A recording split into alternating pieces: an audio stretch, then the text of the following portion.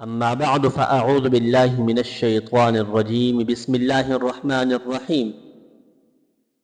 محترم سامعین و ناظرین، ربیع کہتے ہیں موسم بہار کو، یعنی سردی اور گرمی کے درمیان جو موسم ہوتا ہے اس کو ربیع کہتے ہیں۔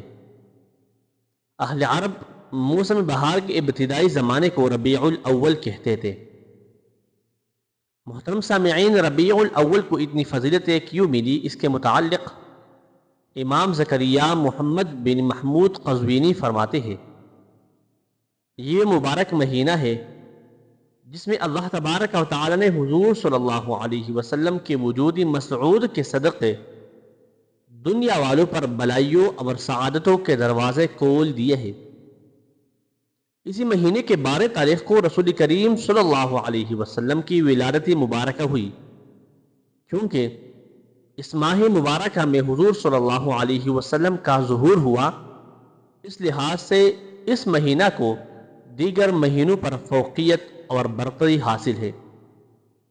اس مہینے مبارکہ میں 5 اہم واقعات رونما ہوئے۔ نواس رسول حضرت علی المرتضی اور بی بی فاطمہ الزہرا رضی اللہ عنہا کے لخت جگر حضرت سیدنا امام حسن مجتبی رضی اللہ عنہ کو زہر دیے جانے کی وجہ سے 5 ربیع الاول 50 ہجری کو انہوں نے جام شہادت نوش فرمایا۔ 10 ربیع الاول 10 ہجری کو رسول کریم صلی اللہ علیہ وسلم کے سب سے چھوٹے شہزادے حضرت سیدنا ابراہیم رضی اللہ عنہ کا وصال اقدس ہوا۔ اعلان نبوت کے 13ویں سال سرکار مدینہ صلی اللہ علیہ وسلم نے مدینہ منورہ کی طرف ہجرت فرمائی اور 12 ربیع الاول کو مقام قباء پہنچے، جہاں آپ صلی اللہ علیہ وسلم نے ایک مسجد کی بنیاد رکھی جو کہ مسجد قباء کے نام سے مشہور ہے۔ نبی کریم رؤوف الرحیم صلی اللہ علیہ وسلم نے اپنی بیٹی حضرت سیدنا ام کلثوم رضی اللہ عنہا کا نکاح ربیع الاول 3 ہجری میں ذو النورین جامع القرآن امیر المؤمنین پیکر حیا حضرت سیدنا عثمان غنی رضی اللہ عنہ سے فرمایا۔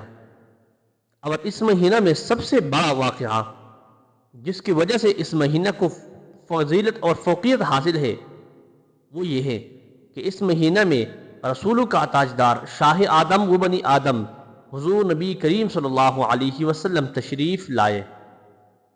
اللہ تبارک و تعالی ان کے صدقے ہمارے گناہوں کو معاف فرمائے اور روز قیامت ان کی شفاعت کاملہ عطا فرمائے، آمین بجاہ النبی الامین۔